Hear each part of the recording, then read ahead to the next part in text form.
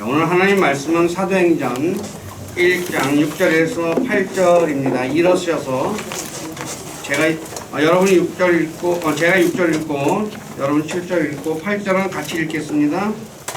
그러므로 그들이 함께 왔을 때에 그분께 여쭈어 이르되 주여 주께서 이때에 그 왕국을 이스라엘에게 다시 회복시켜 주고자 하시나이까 하매 주께서 그들에게 이르시되 그때가 그 시기는 아버지께서 내 군관에 줬으니 너희가 이바하리요 오직 성령님께서 너희에게 임하신 뒤에 너희가 권능을 받고 예루살렘과 온 유다와 사마리아에서 그리고 땅의 맨 끝지역까지 이르러 나를 위한 증인이 되리라 하시니라. 아멘.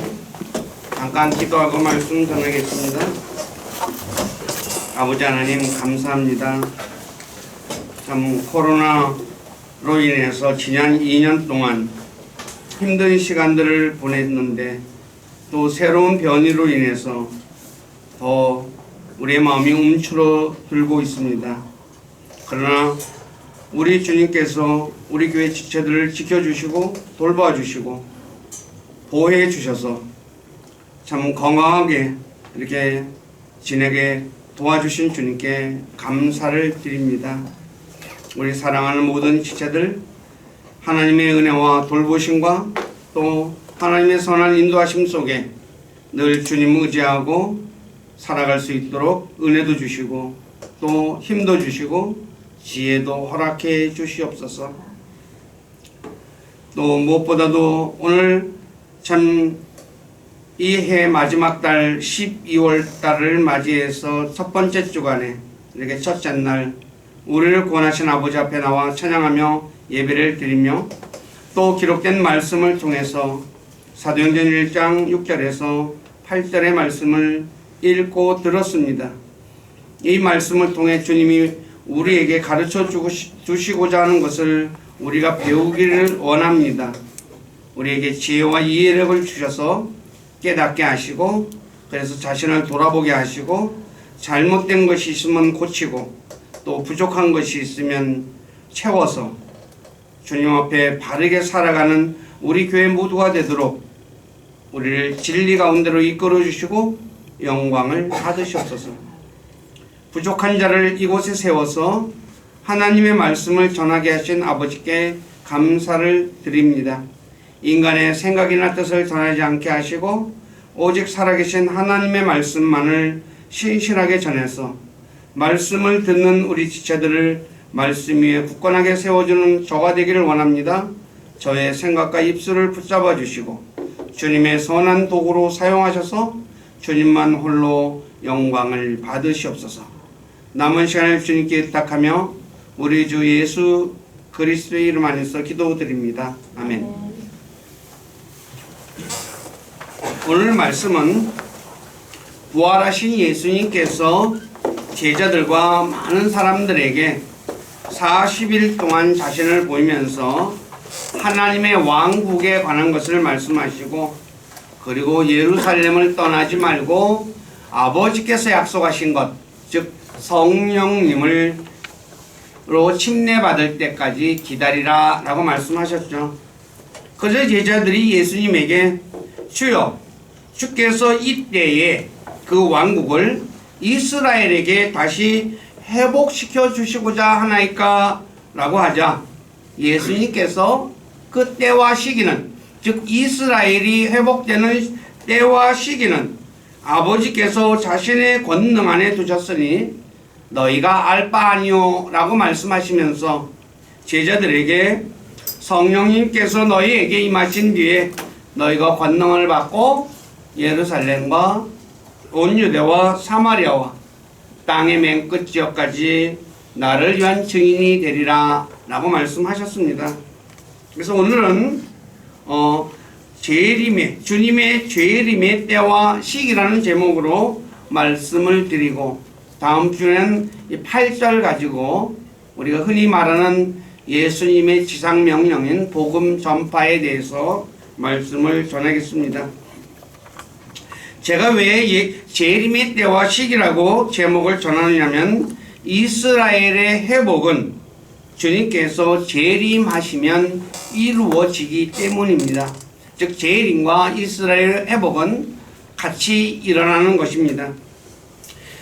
제가 이스라엘 회복에 대해서는 2시간에 걸쳐 호세아서를 설교할 때 말씀을 드렸는데, 오늘은 성경에 이 이스라엘 회복과 관련된 것은 성경에 곳곳에 나와 있습니다.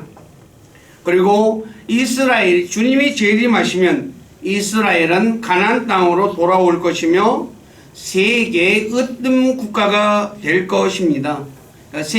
오늘날은 미국이 세계 최고의 국가라고 하죠. 근데 미국보다도 이스라엘이 으뜸 국가가 됩니다.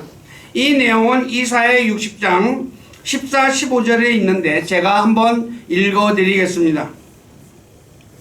또 너를, 이스라엘입니다, 괴롭게 한 자들의 아들들도 몸을 굽혀 내게 나오며, 이스라엘을 괴롭힌 자가 몸을 굽혀 나온다 그러고, 너를 멸시한 자들이 다 내 발바닥 앞에 엎드리고 너를 일컬어 주의 도시 곧 이스라엘의 거룩한 이의 시온이라 하리라. 전에는 내가 버림을 받고 미움을 받았으므로, 이스라엘은 세계 곳곳에서 버림받고 미움받았죠. 근데 너를 통해 지나가는 자가 없었으나 내가 너를 영원히 뛰어난 자가 되게 하며 많은 세대들의 기쁨이 되게 하리니. 그래요. 이스라엘이 아주 하나님께서 이렇게 만들어 주시겠다고 또 스가랴에서도 말하죠. 읽어보시면은 아시게 될 것입니다. 그러면 이 이스라엘이 언제 회복될까요? 주님께서 재림하시면 이스라엘이 회복됩니다. 예전에 호세아 2장 14에서 23절의 말씀을 통해 이스라엘의 회복에 대해 말씀을 전했는데, 다시 한번 언급하면 아래와 같습니다. 첫째, 주님께서 재림하시면 이스라엘을 회복시킬 것입니다. 둘째, 이스라엘을 회복시키는 이유는 아브람과 이삭과 야곱에게 하신 자신의 약속 때문입니다. 하나님께서 아브람과 이삭과 야곱에게 약속을 하셨거든요. 다시 말해 하나님은 자신의 약속을 이행하는 신실한 분이기 때문에 아브람과 이삭과 야곱에게 약속한 것을 이행하신다는 말입니다. 그래서 하나님께서 세계 곳곳에 흩어져 있는 이스라엘 백성들을 가나안 땅으로 다시 데려오실 것이며, 그래서 하나님께서 이스라엘에게 이 포도원 가나안 땅을 다시 주실 것입니다. 지금도 이스라엘에 들어와 있지만 세계 곳곳에, 러시아도 미국에도 유대인들이 많죠. 근데 그 유대인들을 다시 다 불러들일 것입니다. 네 번째, 알다시피 지금 중동 지역을 가리켜 화약거라고 하지만 주님께서 재림하시면 이스라엘에게 전쟁이 일어나지 않게 하실 것입니다. 다섯 번째, 하나님께서 우상 숭배로 인해 이혼한 이스라엘과 재혼하게 될 것입니다.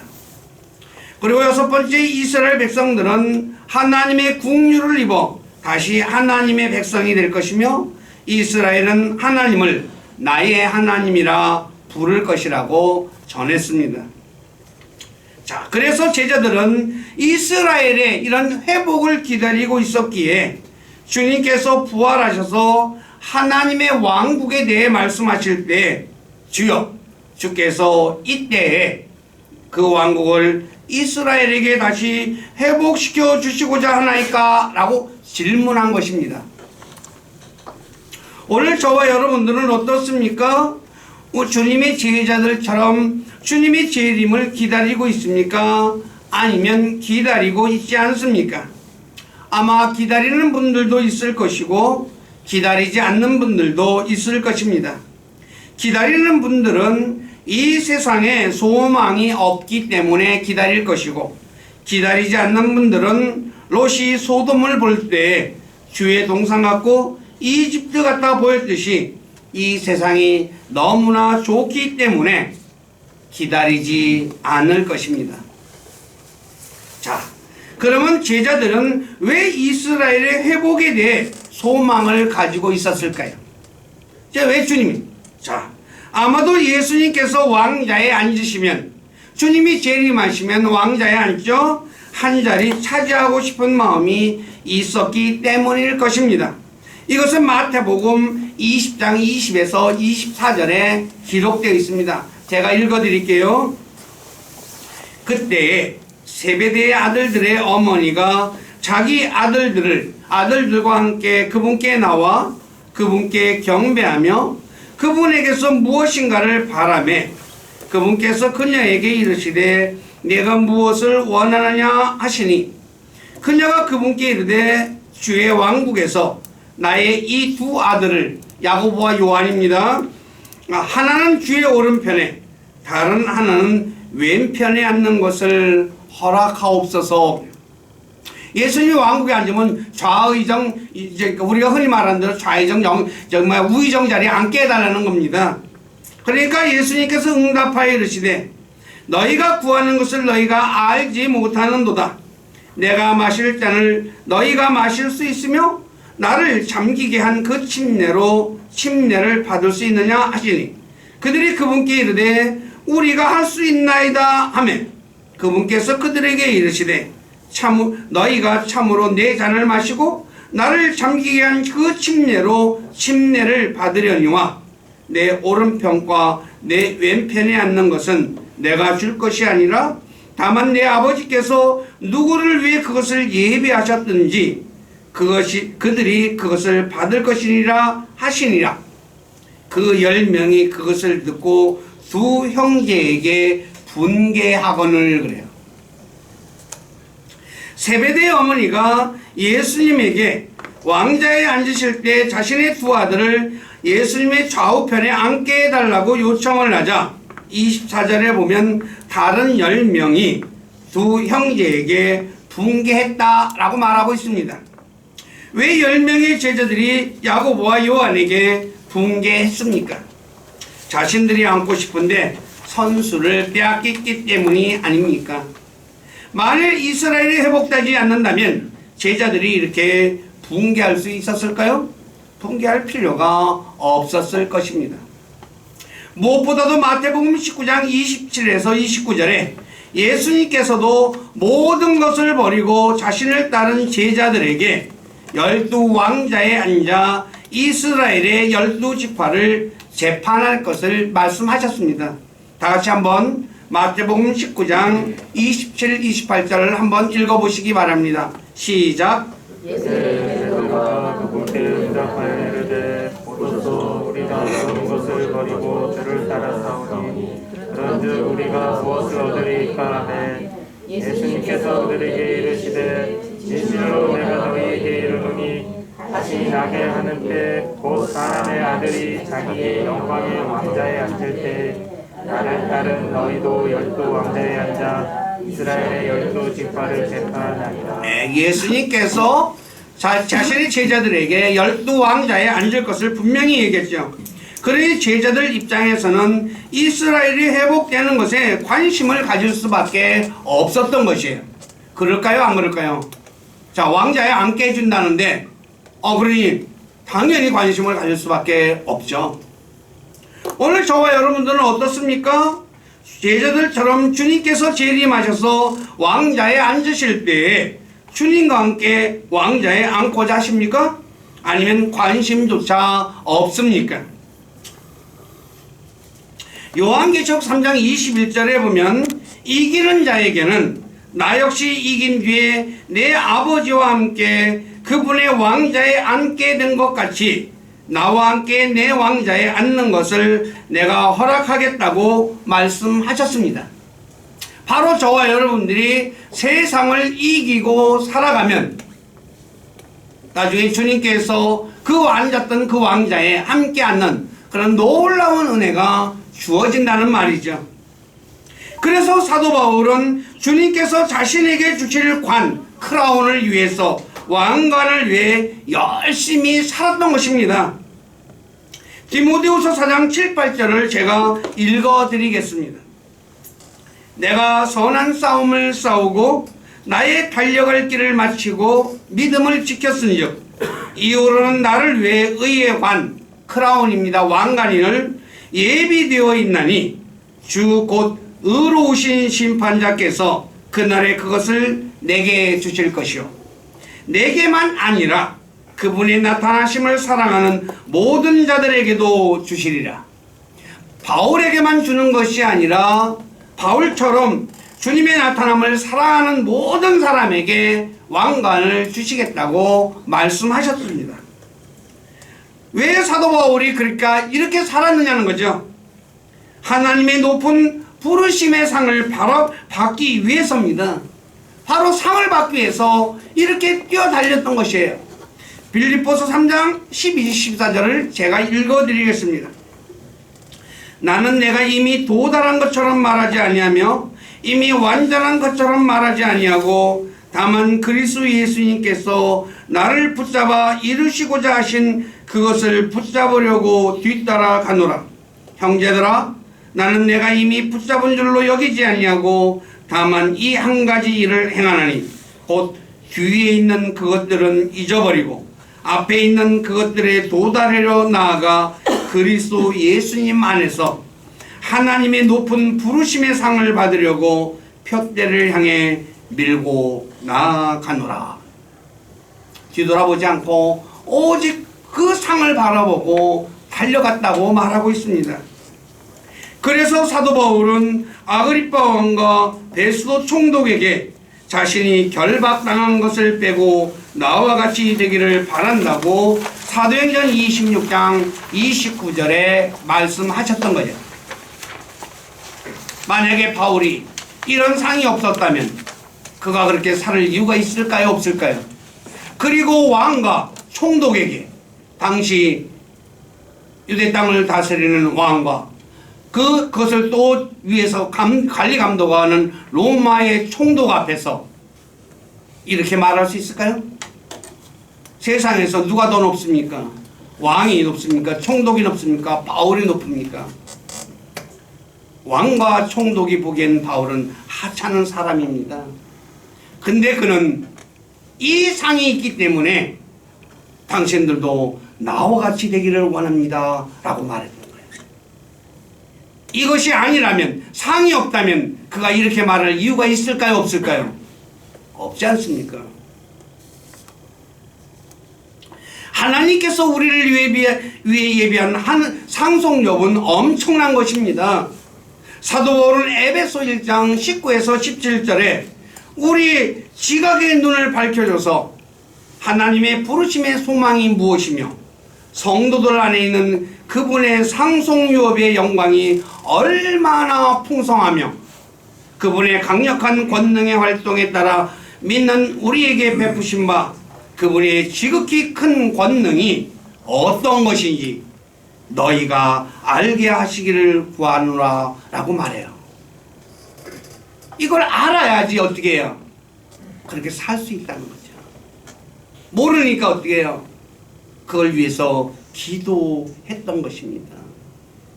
오늘 많은 그리스도인들이 하나님께서 예비한 것은 눈에 보이지 않고 세상 것만 눈에 보이니까 세상 것 찾아서 분주하게 살아가고 있습니다. 근데 바울은 그렇게 살지 않았다는 거죠. 우리 모두는 주님의 제자들처럼 주님의 재림에 소망을 두며 살아가야 합니다. 그러면 우리가 재림의 때에 대해서는 어떻게 해야 되느냐? 주님은 재림의 때와 시기를 알려하지 말라는 말씀은 이스라엘의 회복을 부인한 것이 아닙니다. 사도행전 1장 7절이죠. 그때나 시기는 아버지께서 자신의 권능 안에 두셨으니 너희가 알 바 아니오 라는 말씀은 제자들에게 때와 시기를 알려하지 말라 하신 말씀이지 이스라엘의 회복을 부인한 것이 아닙니다. 그러므로 우리 모두는 이스라엘의 회복을 부인하지 말아야 합니다. 근데 간혹 그리스도인들 중 어떤 사람들은 이스라엘은 끝났고 이스라엘의 복이 교회로 넘어왔다고 말하는 사람들이 있습니다. 그러나 이러한 생각은 잘못 알고 있는 것입니다. 앞에서 언급드렸듯이 성경 곳곳에 이스라엘의 회복에 대해 말씀하고 있습니다. 이 부분은 제가 이 호세아를 설교할 때 말씀드렸기 때문에 오늘은 더 이상 언급하지 않겠습니다. 자, 그러면 때와 시기에 대해서 우리가 알지 말라고 하는 이 말씀은 마가복음 13장 22절 오늘 성경 암송 말씀에도 그대로 있습니다. 주님은 이렇게 말합니다. 제자들에게 그러나 그 날과 시각은 결코 아무도 알지 못하나니 하늘에 있는 천사들도 알지 못하고 아들도 알지 못하며 아버지만 아시느니라. 이렇게 말씀하셨는데도 여전히 그리스도인들 중에 이스라엘 회복 재림의 때와 시간을 알려고 하는 사람들이 있습니다. 예를 들어 1992년 10월 28일 아주 유명한 이장님 사건이라고 하죠. 아시는 분도 있을 것이고 모르는 분들도 있을 것입니다. 약 20년 전 일이죠. 30년 전. 그리스도인들이 휴거된다는 시한부 종말 사건을 들 수 있죠. 당시 얼마나 큰 이슈였는지 10월 28일 밤 TV에 생방송 중계가 되기까지 했어요. TV 보신 분이 있으실 거예요, 아마도. 그죠? 하얀 옷 입고 주님 오신다고 막 찬송하면서 박수치며 기다렸어요. 그래서 방송국에서 카메라로 나가서 찍었어요. 근데 있었어요? 휴가 됐어요? 안 됐어요? 안 됐죠. 왜 92년이에요? 2000년에 오시니까 7년 대환란 뒤에 오시니까 그래서 7년 빼면 이제 92년 10월이라니까 계산을 해보니까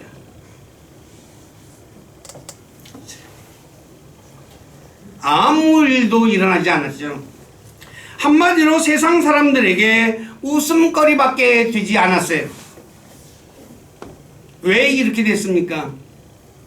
때와 시기를 알려하지 말라는 주님의 말씀을 믿지 않았기 때문이죠. 알지 말라고 분명히 성경에 말씀하셨어요. 마가복음, 마태복음에도 기록되어 있고 마가복음에도 기록되어 있고 사도행전에도 기록되어 있어요. 그런데 그러면 이 알지 말라고 했는데 알려고 하는 사람은 도대체 어떤 사람이냐? 자신들은 주님을 하나님을 믿는다 그러고 하나님 말씀을 믿는다 그러고 하나님을 사랑한다 그래요. 근데 성경은 그런 사람에 대해서 그건 자기 생각이지 아니라고 말하고 있다는 거죠. 제가 그 부분에 관해 말씀을 드리겠습니다. 때와 시기를 알려하는 사람은 첫째, 하나님의 말씀을 믿지 않는 사람입니다. 왜냐하면 주 예수님께서 때와 시기를 알려하지 말라고 말씀하셨는데 알려고 하는 것은 하나님의 말씀을 믿지 않기 때문에 하는 행동이죠. 자, 알지 말라고 했었는데 알려고 하는 건 뭘 믿는 거예요? 안 믿는 거예요? 예? 하나님 말씀 안 믿는 거죠. 근데 자기들은 믿는데요. 믿는 거예요? 아니에요. 혼자 생각인 거죠. 오늘 저와 여러분들은 어떻습니까? 예수님께서 때와 시기를 알려하지 말라고 하셨는데 알고자 하고 있습니까? 그렇다면 자신은 주 예수님의 말씀을 믿지 않는 사람임을 기억하시기 바래요. 깨달아야 돼요. 하나님 말씀 믿지도 않으면서 믿는다고 하잖아요. 둘째, 때와 시기를 알려하는 사람은 하나님을 불신하는 사람입니다. 좀 더 심하게 말하면 예수님을 믿지 않는 사람이라 할 수 있습니다. 왜냐하면 예수님은 말씀이 육신이 되신 분인데 예수님의 말씀을 믿지 않는 것은 하나님을 불신하는 것이 아닙니까? 그러므로 때와 시기를 알려하는 사람은 자신이 하나님을 불신하면서도 하나님을 믿는다고 거짓말하는 사람입니다. 오늘 저와 여러분들이 어떻습니까? 주님의 때 오실 때를 알려하고 있습니까? 그렇다면 자신이 하나님을 불신하고 있다는 것 깨달으시기 바랍니다. 셋째, 때와 시기를 알려하는 사람은 하나님에 대해 모르는 사람입니다.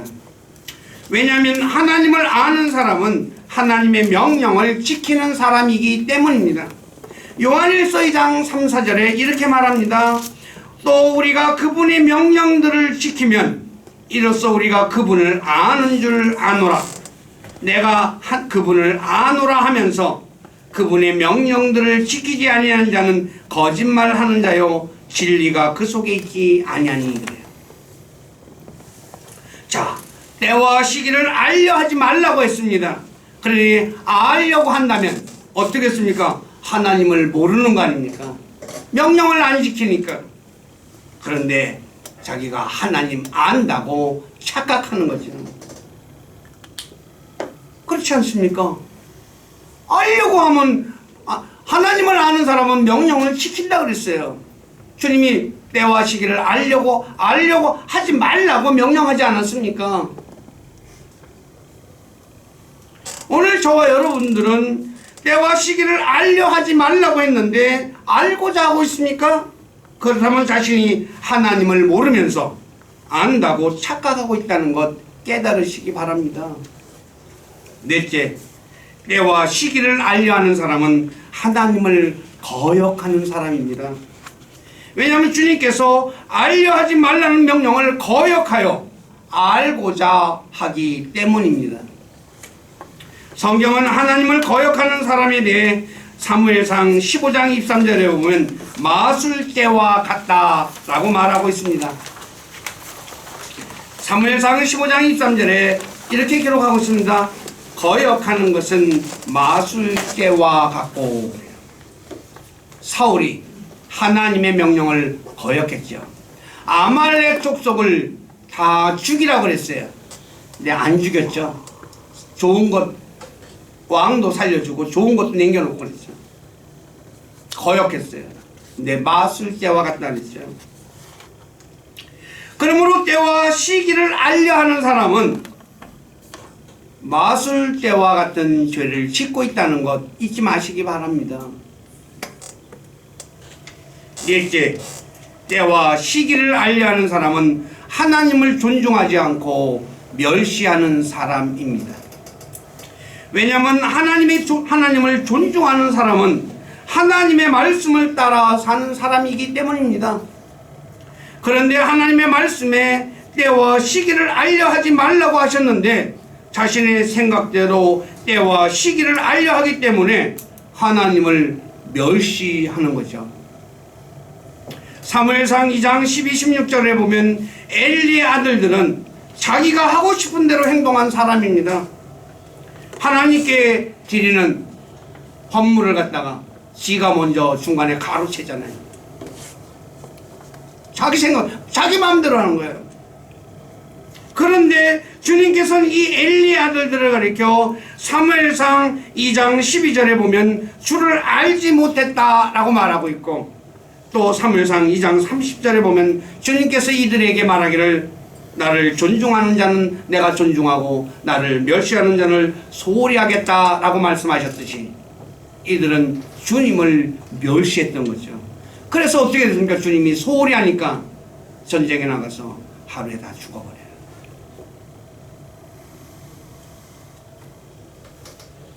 그러므로 주님이 알려하지 말라고 한 때와 시기를 알려하는 사람은 주님을 존중하지 않고 멸시하는 사람이라는 것 잊지 마시기 바랍니다.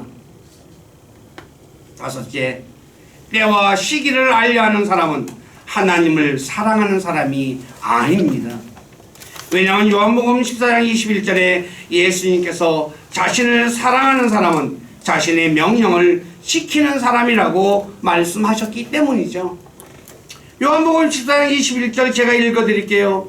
내 명령들을 가지고 그것들을 지키는 자가 나를 사랑하는 자니 그래요. 주님의 명령 알려하지 말라고 했는데 그거 지키는 사람이 사랑하는 자라는 거죠. 그러므로 때와 시기를 알려하는 사람은 자신이 예수님을 사랑하지 않으면서도 자신이 예수님을 사랑하고 있다고 착각하는 사람입니다. 착각보다 무서운 거 없습니다. 오늘날 그리스도인들 중에 주님 알지도 못하면서 안다고 착각하는 사람이 얼마나 많아요.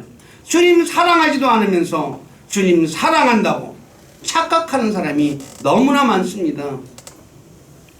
제 말에 오늘 제가 성경 구절을 가지고 말씀을 드렸습니다. 제가 드린 말씀에 모순이 있습니까?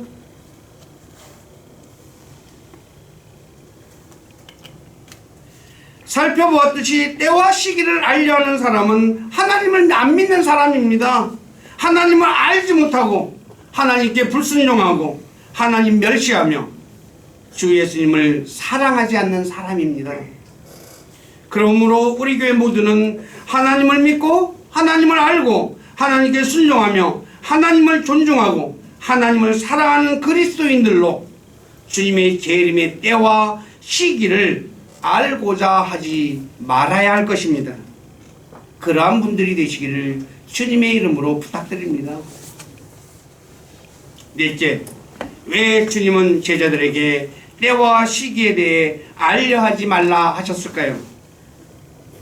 나태해지지 않기 위함입니다. 질문 하나 드리겠습니다.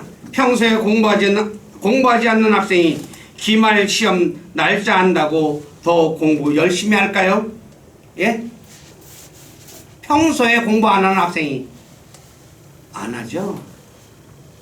공부하는 학생하고 안 하는 학생 안 합니다. 그리고 딱 일주일 전 되면 어떻게 해요? 시험 공부한다고 밤에 잠 안 자고 공부하죠. 바보 같은 짓이죠.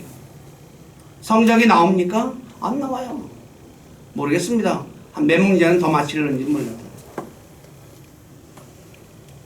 마찬가지로 우리가 주님께서 오실 때와 시기를 안다고 주님이 재림을 더 잘 준비할까요? 아니면 준비하지 않을까요? 아마도 우리 대부분은 잘 준비하기보다 주님이 오실 때가 가까이 오면 그때 준비해도 되지 하며 오히려 더 안일하게 살 것입니다. 누가복음 12장 45절에 보면 주인이 늦게 오는 것을 안 종이 하는 말이 기록되어 있는데 한번 읽어보십시오. 제가 읽어드릴게요. 그러나 그 종이 마음속으로 이르기를 내 주인이 오는 것을 늦추시는구나 하며 남종들과 여종들을 때리고 먹고 마시고 취하기 시작하면 그래요. 늦게 오니까 뭐야? 오실 때 가면 내가 잘하면 되지 그래요. 그러면서 그 전까지는 뭐야? 지가 하고 싶은 대로 하면서 하는 거예요. 왜 주인이 오는 것이 늦는다고 자기가 하고 싶은 대로 하며 살까요? 제 생각에는 아마도 사람의 본성이 아닌가 싶습니다. 이 부분에 관해서는 성경이 정확하게 언급하지 않기 때문에 제가 말씀드릴 수는 없어요.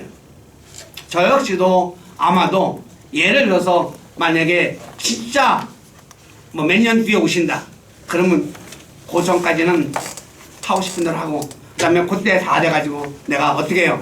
잘못한 거 회개 기도하고 주님 용서해 주세요. 그리고 곧 반짝하며 살 것 같아요.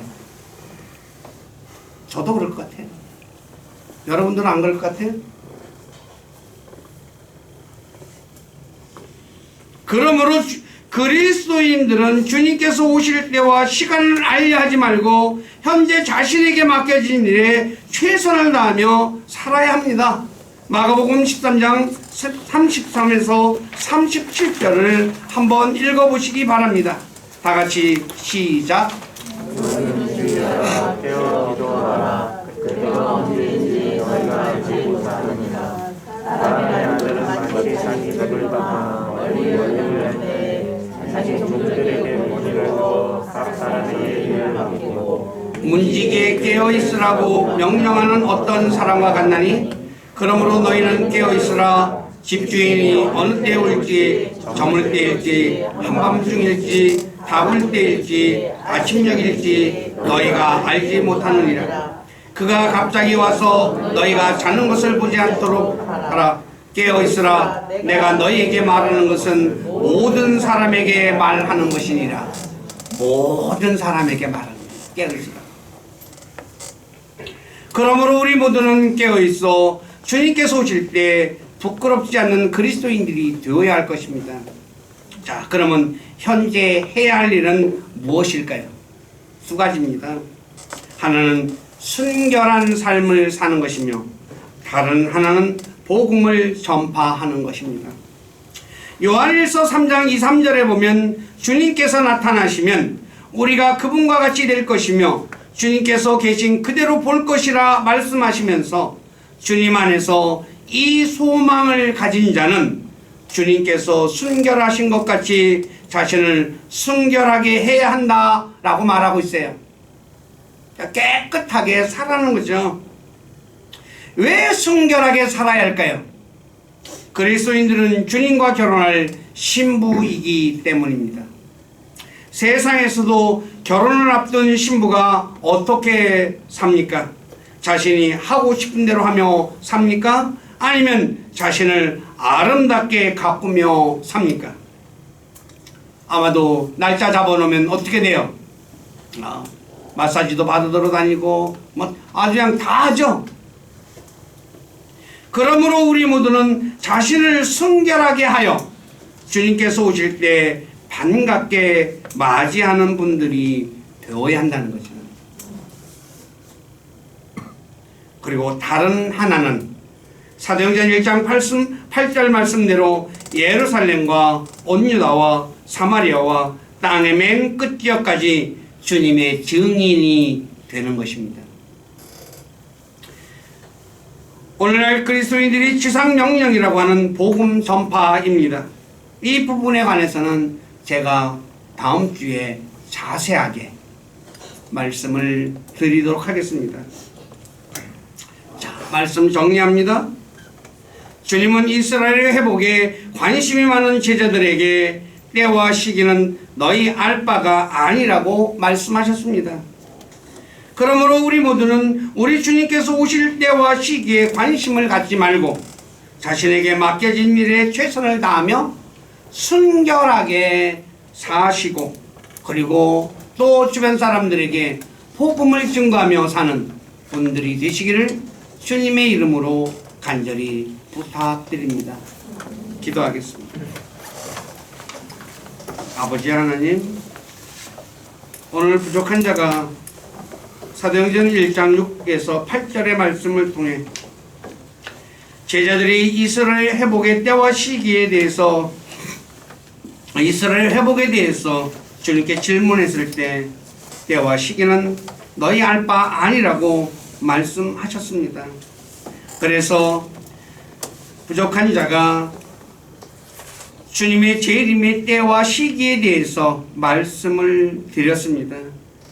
오늘 어떤 그리스도인들은 주님이 오실 때와 시기에 대해서 연구하고 날짜를 계산하는 사람들이 있습니다. 그러나 이러한 것은 주님의 말씀을 믿지 않는 행동이며 주님을 불신하는 것이며 그리고 주님을 사랑하지 않는 것이며 주님을 존중하지 않는 것이라는 것 말씀드렸습니다.